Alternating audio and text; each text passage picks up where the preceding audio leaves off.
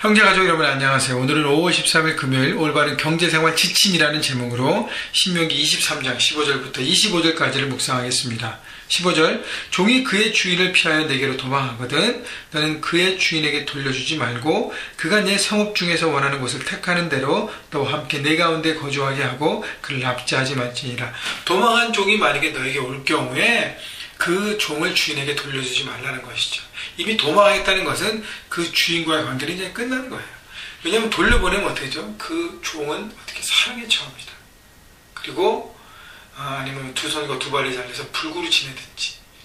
그래서 어떤 당시에 보통 통용하는 그것을 깨고 하나님은 그 생명을 지키라고 얘기하는 것입니다.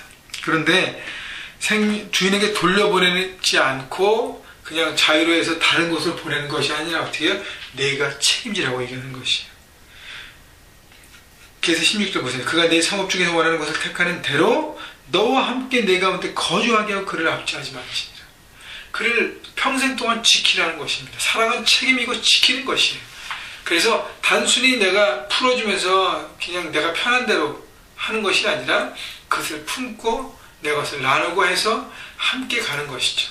그래서 우리가 연약한 자를 섬기고 나누고 도울 때는 단순하게 내게 있는 것 몇 가지 띄워주는 것이 아니라 그에 대한 내 책임을 다하는 것이에요. 끝까지 그가 올바르게 설 수 있도록 우리가 돕는 것입니다. 그래서 우리의 마음을 넓게 하셔야 돼요.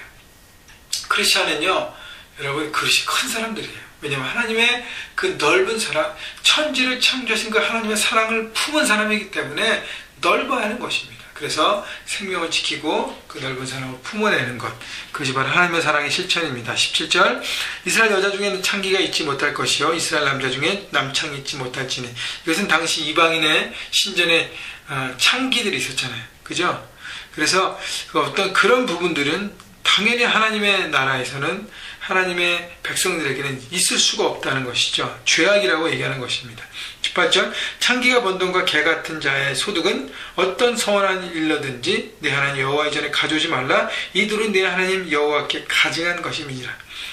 다시 얘기하면 뭐냐면 불법으로 돈을 벌고 부도덕하게 돈을 벌고 부정한 방법으로 버는 돈을 하나님께 가져오지 말라는 것이죠. 그 돈을 벌기 위한 방법이 부도덕하고 죄악이고 부정직하고 거짓이고 이미 죄악 가운데 있다면 그 돈은 더러운 것입니다. 더러운 것을 하나님께 드릴 수 없다는 것입니다. 반대로 얘기하면 어떻게 해요? 정직하게 돈을 벌라는 것이죠. 깨끗하게 돈을 벌라는 것이죠. 합법적인 방법으로 돈을 벌라는 것이죠. 그래서 그것을 하나님 앞에 기뻐함으로 드리라는 것입니다.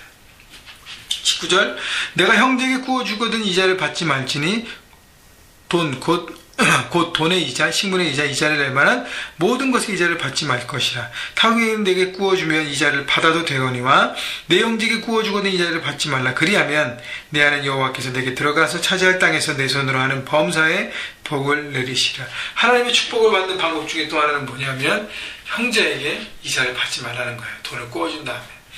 돈을 구워줬다는 것은 그 사람의 어려움을 잠시 그 사람이 그 어려움들을 극복할 수 있도록 도와주는 수단이지 그것을 통해서 내가 이익을 창출하면 되지 않는다는 것입니다. 되지 않는다는 것이. 그래서 형제자매들에게 돈을 구워줬을 때 이자를 받지 말라는 건 단순하게 사랑으로 돕는 것이지 그것을 이용해서 내 욕심을 추구하는 것, 그것은 잘못된 방법이라는 것이죠. 그래서 우리 중심을 하나님 보시고요, 하나님께서 중심이 깨끗하고 함께 형제자매 한 가족으로 살아갈 때 하나님의 축복을 받는 삶이 당연히 보장된다는 것이에요. 여러분, 하나님께서 모든 걸 주관하십니다. 우리의 마음을 깨끗하게 사람을 섬기고 축복하고 나눌 때 하나님 우리의 삶을 축복하지 않을 수 없다는 것이죠. 그래서 여러분 축복을 원하십니까? 그러면 하나님의 사랑을 정말 값없이 나눠주십시오. 이미 하나님의 사랑을 우리가 받았기 때문에 값없이 나누고 사람은 섬김의 대상이지 이용의 대상이 아니라는 걸 다시 한번 기억해 주시고요. 21절, 내 하나님 여호와께서 서원하거든 갚기를 더디하지 말라. 내 하나님 여호와께서 반드시 그것을 내게 요구하시리니 더디면 그것이 내게 죄가 될 것이라. 내가 서원하지 아니하였으면 무죄하리라. 그러나 내 입으로 말한 것은 그대로 실행하도록 유의하라. 무릇 자원한 예물은 내 하나님 여호와께서 내가 서원하여 입으로 언약한 대로 행할지니라. 하나님 앞에 약속을 드릴 때 신중해야 된다는 거예요. 서원은요, 내가 자원하는 마음으로 하나님 앞에 기쁨과 감사로 드리는 것입니다. 자원하는 마음으로 드린 거예요. 그런데 순간의 감정으로 드렸든 어떻게 되었든 이미 서원했으면 그것을 반드시 지켜야 하는 것이죠. 지키지 않으면 죄악이라고 얘기합니다. 그렇기 때문에 반대로 얘기하면 우리가 서원을 드릴 때 충분하게 생각하고 고민하고 결단하고 나가야 하는 것이죠. 즉흥적인 감정 때문에 지키지 못할 그냥 막 쏟아붓는 것이 아니라는 것입니다.